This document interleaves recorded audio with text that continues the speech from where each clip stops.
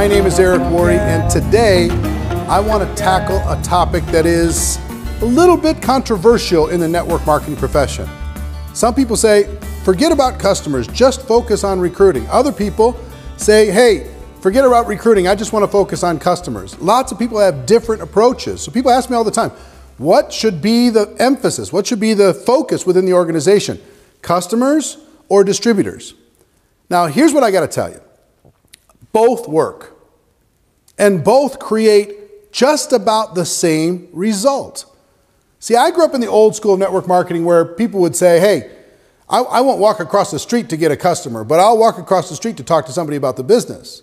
And that's fine, I get it, but here's what happens. And there's been a bunch of industry studies done lately that lead to a very interesting conclusion. Here's what happens.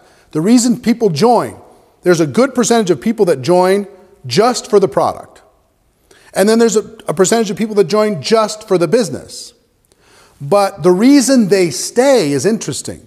The people who join for the product, like 70% of them change their opinion about the business as they use the product and they get around the environment and they start to realize that, hey, maybe I could do something here. Maybe they dip their toe in the water, they share it with some friends, and they get that first commission check, they get excited. Maybe they go to an event, they see the big picture, and all of a sudden they shift their focus to the business side. And then there's others who come in for the business, and for whatever reason, don't start off to have massive success, or maybe they had a friend or family member give them a little bit of rejection or something, and they shift to become more of a product user. So it's about an equal amount. The people who come in for a business that shift to product use, and the people who come in with the product to shift to business use. So this should, I hope, help you relax your mind, help you to realize that it's absolutely okay to go to your prospects where they are.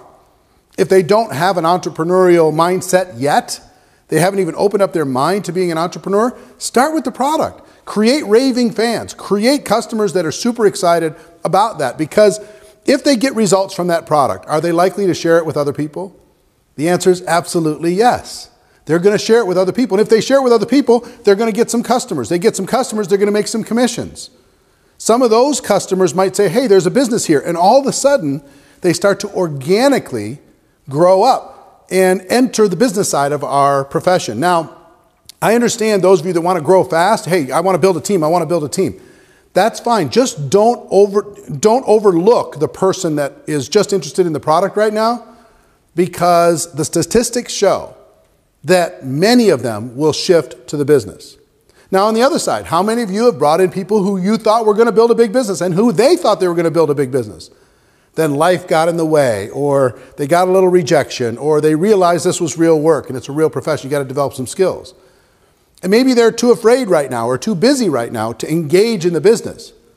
But even though they got involved for the business, they found products and services that they loved. So they just say, I'm not going to build right now. They continue to use that product because they got a result. And I have in the back of their mind, someday, yeah, I'm going to, once I get my calendar cleared, once I figure this thing out, once I develop some skills, once I do a little bit more studying, but in the meantime, I'm going to use the product. Now, is it good for everyone in network marketing to build a group of customers, of raving fans? Now, it doesn't matter if they're categorized as a distributor. If they are using the product, they're a customer. Month after month after month, whether or not they are building a business. So, bottom line to all this, if someone is scared of the business, let them become a customer and let them slowly learn about the opportunity. If they think the product's too small for them, they want to come in for the big business, fantastic.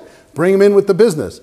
And if they're not ready to build right now, the hope is they become a raving fan customer. And maybe that can bring them back at some point. So don't diminish one or the other. Don't say one is best and the other one is worst. They're both good. They both lead to a great result.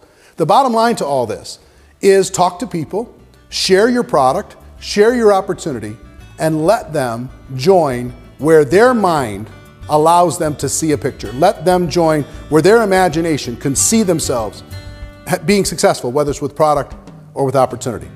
So I hope that helps. I know it's been a controversial subject for many, many years in network marketing. The statistics show both paths lead to success.